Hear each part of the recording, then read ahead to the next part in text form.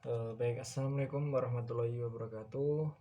Perkenalkan, nama saya Reza Suryadi, nomor induk mahasiswa 18086466. Eh, di sini saya akan membuat tugas akhir public relation, yaitu eh, saya akan menyampaikan beberapa materi.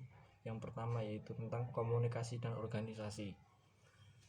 Jadi di sini komunikasi manusia di latar belakangi manusia di dalam kehidupannya harus berkomunikasi. Artinya memerlukan orang lain dan membutuhkan kelompok atau masyarakat untuk saling berinteraksi.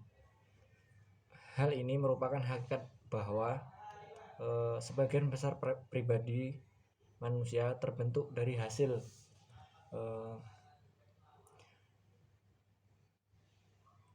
integrasi sosial dengan sesama dalam kelompok ataupun masyarakat.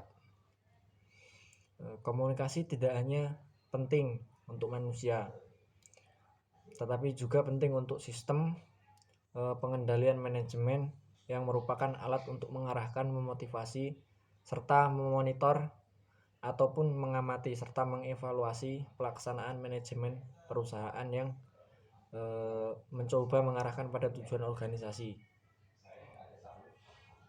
Merken mengatakan pada tahun 1998 bahwa orientasi perilaku hubungan dalam lingkungan pengendalian manajemen pelaku berpengaruh dalam desain sistem pengendalian manajemen untuk membantu mengendalikan dan juga memotivasi. Kemudian komunikasi dibagikan menjadi dua definisi, yaitu komunikasi secara umum.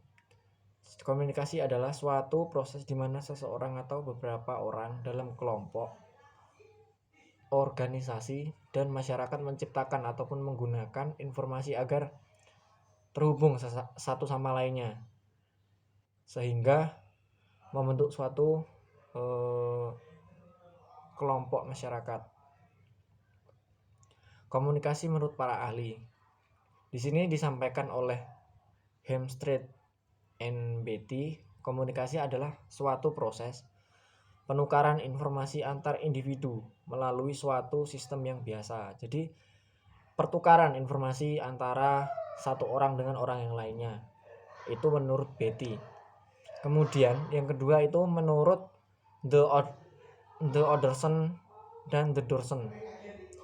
Komunikasi adalah penyebaran informasi ataupun ide-ide sebagai sikap atau emosi dari seseorang kepada orang yang lainnya, terutama melalui simbol. Jadi suatu sikap ataupun ide pemikiran suatu seseorang kepada orang lain. Jadi penyampaian suatu ide ataupun juga melalui simbol ataupun tanda. Kemudian yang ketiga menurut Charles Heckley, komunikasi berarti suatu mekanisme hubungan antara manusia yang dilakukan mengartikan simbol dan juga secara lisan, sehingga dapat membaca melalui ruang dan menyimpan dalam waktu.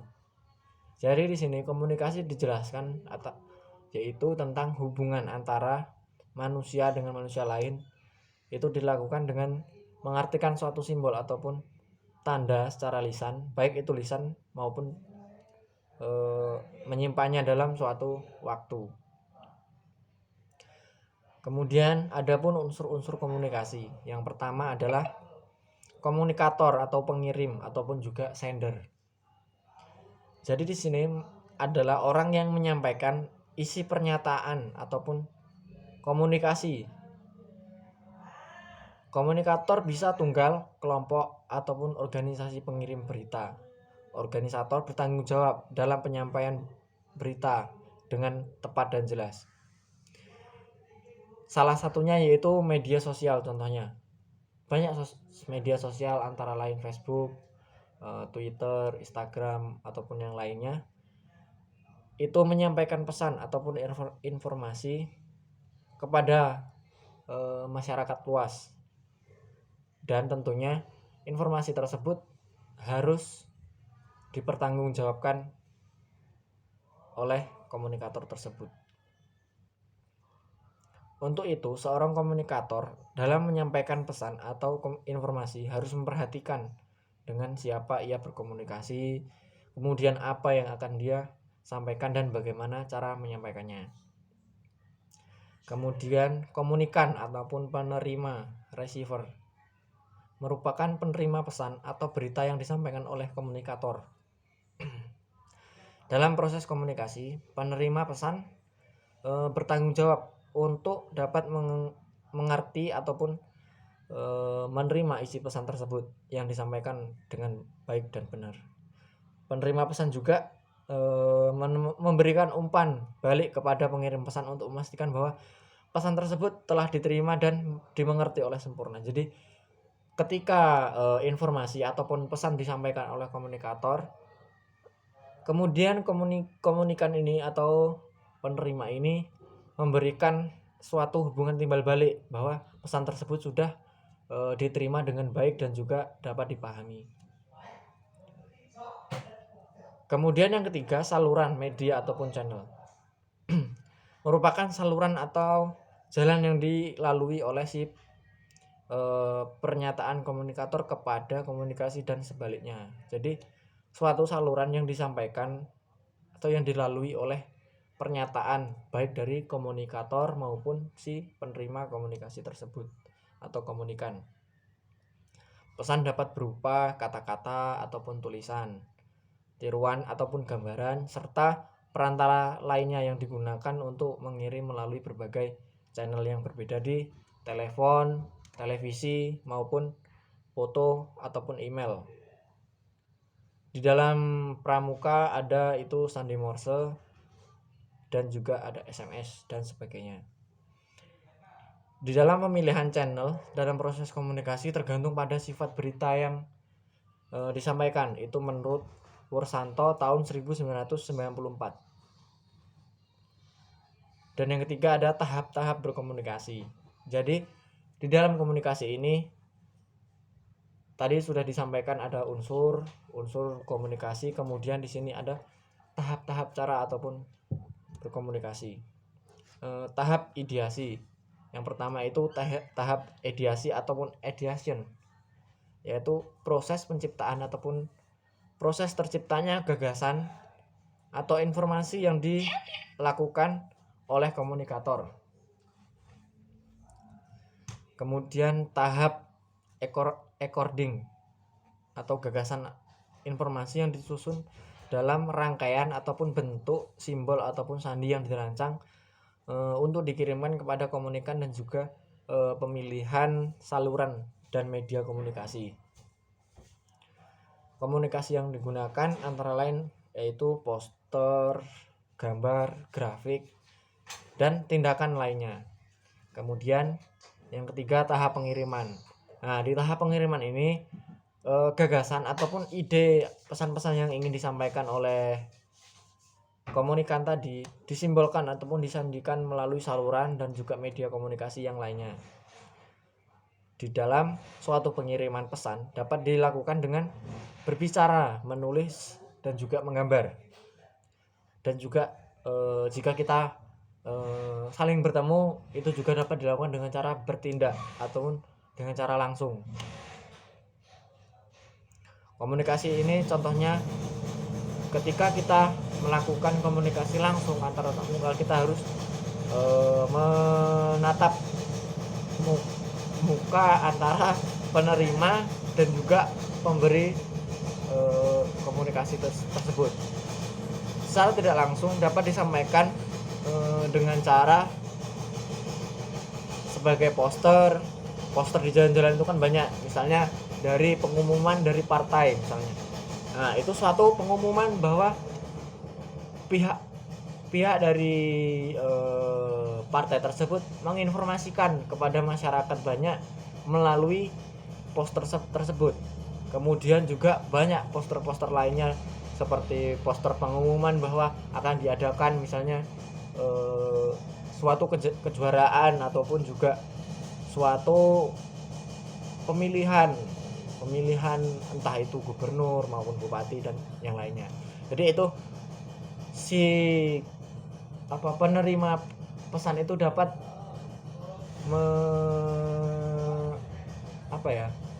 menerima pesan tersebut dengan jelas, itu disampaikan secara tidak langsung.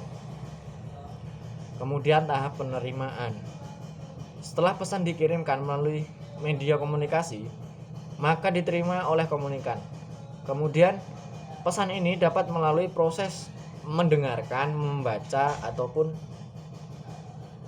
mengamati, tergantung pada media apa yang digunakan untuk mengirimnya. Jadi misalnya kita menyampaikan pesan melalui radio, otomatis si penerima pesan akan mendengarkan, karena dia hanya bisa mendengarkan informasi yang akan diberikan. Kemudian melalui televisi, jadi ketika informasi disampaikan melalui televisi, jadi kita melihat dan juga akan mendengar, itu bagi yang tidak memiliki cacat ataupun buta. Kemudian yang kelima, tahap encoding ataupun tahap di mana pesan-pesan yang diterima akan diinterpretasikan, dibaca, diartikan, dan diuraikan secara langsung ataupun tidak langsung melalui suatu proses berpikir. Jadi pikiran manusia, sistem memori mekanis, intensik binatang, dan proses berpikir lainnya berfungsi sebagai media encoding. Jadi pada tahap encoding ini akan terjadi ketidaksesuaian ataupun bahkan penolakan terhadap gagasan ataupun ide-ide yang akan di encoding oleh komunikator, dikarenakan adanya suatu hambatan teknis dan lebih-lebih adanya perbedaan persepsi antara komunikator dan persepsi komunikasi dalam mengartikan ataupun mesemantik dari informasi tersebut. Jadi ketika kita menyampaikan informasi, itu tidak semua penerima itu mengerti ataupun menerimanya dengan baik. Ada juga misalnya kita menyampaikan informasi itu berupa suatu masukan misalnya.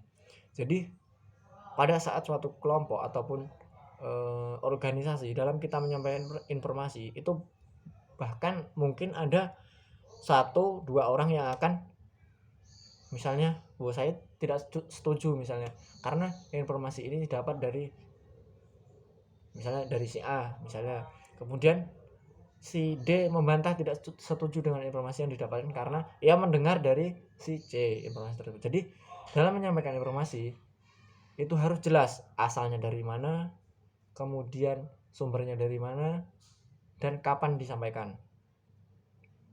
Kemudian nomor 6, tahap tindakan. Tindakan yang dilakukan oleh komunikan sebagai respon terhadap pesan-pesan yang diterimanya merupakan tahap terakhir dalam suatu proses komunikasi. Jadi di tahap ini tahap tindakan, bagaimana tindakan dari seorang komunikan tadi menerima informasi yang disampaikan. Jadi tindakan apa yang diambil oleh penerima pesan tadi setelah pesan itu disampaikan kepada dia, entah itu setuju dari informasi tersebut ataupun tidak setuju ataupun ditolak dari informasi tersebut. Kemudian di sini ada organisasi secara umum. Menurut Yunani, adalah suatu program orang ataupun suatu wadah untuk tujuan bersama. Jadi organisasi ini suatu wadah yang mencakup banyak orang dengan tujuan yang satu, yaitu tujuan bersama. Organisasi menurut para ahli di sini ada Stoner, James de Money, Castle Bernard, Stephen Pirobin, dan juga James. Komunikasi dalam organisasi. Jadi di sini komunikasi dalam organisasi ini sangat penting dan juga suatu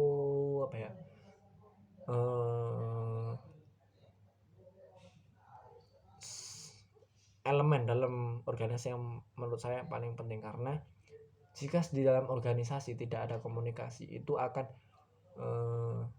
terasa seperti rumah tidak ada isinya, karena komunikasi ini sangat penting. Jika ada suatu kesalahan misalnya dalam menyampaikan informasi ataupun, pasti itu ada orang yang akan mencela ataupun juga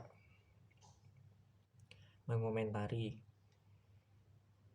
Dengan komunikasi di dalam organisasi juga akan organisasi itu akan berjalan dengan baik. Jika tidak ada komunikasi, maka organisasi tersebut akan kosong ataupun tidak ada interaksi antara satu anggota dengan anggotanya yang lain. Jadi seperti tidak kenal satu anggota dengan anggota yang lainnya. Seperti itu. Kemudian fungsi komunikasi dalam organisasi. Fungsi organisasi ini dibagi menjadi beberapa fungsi. Yang pertama yaitu tentang fungsi informatif. Jadi fungsi komunikasi dalam organisasi ini sebagai informatif ataupun sebagai informasi proses informasi seluruh anggota dalam suatu organisasi yang diharapkan dapat memperoleh informasi lebih banyak. Jadi komunikasi ini berfungsi untuk antara anggota satu dengan yang lainnya itu mendapat informasi lain dari luar. Misalnya si A mendapat informasi tentang misalnya pemasaran dalam organisasi, kemudian si B mendapat informasi tentang atau yang lainnya. Jadi di situ informasi akan banyak berdatangan ataupun juga akan masuk ke dalam organisasi, sehingga di dalam organisasi itu akan terbentuk suatu komunikasi. Fungsi regulatif. Fungsi ini berkaitan dengan peraturan yang berlaku dalam suatu organisasi. Terdapat dua pengaruh terhadap fungsi regulatif, yaitu yang pertama berkaitan dengan orang-orang yang berada dalam tataran manajemen. Mereka memiliki kewenangan yang mengendalikan supaya pemerintah ataupun perintah-perintah instruksi dilaksanakan sebagaimana mestinya. Jadi perintah apa saja yang disampaikan itu harus dilakukan dengan semestinya. Kemudian dua, berkaitan dengan pesan-pesan ataupun pesan regulatif pada dasarnya berorientasi pada kerja, artinya bawahan membutuhkan kepastian peraturan tentang pekerjaan yang boleh dan tidak boleh atau dilaksanakan. Jadi di dalam organisasi pasti ada bos, jadi ada bawahan. Nah, bawahan menunggu informasi dari bos untuk melakukan apa saja pekerjaan yang akan dilakukan dan tindakan apa saja yang tidak boleh dilakukan selama ya di dalam organisasi tersebut. Kemudian fungsi persuasif. Dalam mengatur organisasi, kekuasaan dan kewenangan tidak akan selalu membawa hasil yang sesuai dengan apa yang diharapkan. Jadi adanya kenyataan ini, maka banyak pimpinan yang lebih suka untuk mempersuasi bahwa perintah bawahan itu disampaikan kepada atasan, seperti sebab pekerjaan yang dilakukan secara sukarela dan oleh karyawan akan menghasilkan kepedulian yang lebih besar. Kemudian fungsi integratif. Fungsi integratif itu sendiri menyediakan saluran yang kemungkinan karyawan dapat dilaksanakan tugas-tugas dan pekerjaannya dengan baik. Jadi setelah informasi disampaikan oleh atasan, akan dilaksanakan tugas-tugas tersebut dengan baik oleh bawahan-bawahannya. Jadi informasi yang disampaikan pun harus jelas. Misalnya perintah untuk keluar dengan membawa berkas, misalnya rapat dengan yang lainnya, itu harus disampaikan tempatnya di mana, jam berapa. Jadi agar tidak terjadi penyelewengan informasi yang disampaikan. Scott T. Metal mengatakan bahwa komunikasi dalam organisasi ini ada kendali kontrol, pengawasan, dan juga motivasi, pengungkapan emosional, informasi, player, memberikan informasi, membujuk dan juga memerintah, memberi instruksi juga, mengintegrasikan organisasi. Proses komunikasi dalam organisasi, komunikasi internal.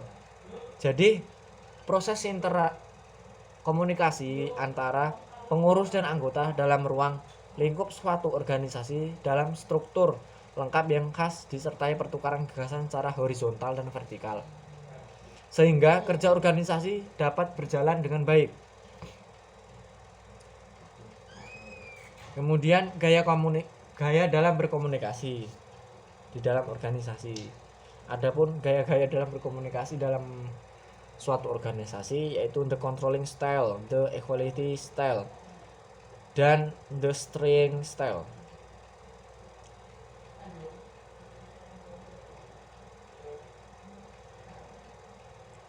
Jadi pada dasarnya komunikasi ini sangatlah diperlukan dalam kehidupan sehari-hari, aspek apapun itu, baik kegiatan berorganisasi maupun dalam kehidupan sehari-hari.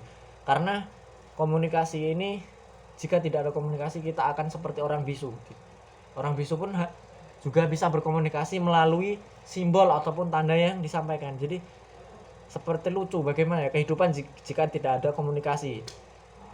Saling bertemu saja tidak ada komunikasi, saling lewat tidak menyapa. Walaupun itu hanya sapaan, itu kita harus berkomunikasi. Jadi biar ada interaksi. Misalnya kita membeli suatu barang, tidak ada komunikasi, jadi langsung membayarnya tidak kita ketahui apa yang disampaikan oleh penjual tadi, barang apa yang disampaikan, barang apa yang kita akan terima. Jadi kita harus menginformasikan, misalnya kita membeli misalnya apa, nasi misalnya, lauknya apa, kemudian bagaimana ininya apa, minta air atau tidak. Jadi setiap dimanapun kapanpun, siang malam itu pun kita harus berkomunikasi dengan untuk itu tadi, untuk mendapatkan informasi yang disampaikan oleh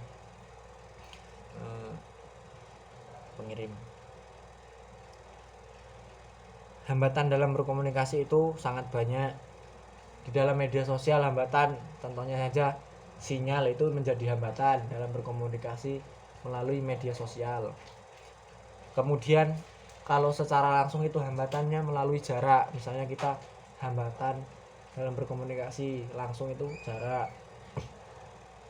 Kemudian tujuan dari komunikasi adalah berhubungan dengan mengajak ataupun mengajak, merangkul orang lain untuk mengerti apa yang kita akan sampaikan dan mencapai tujuan.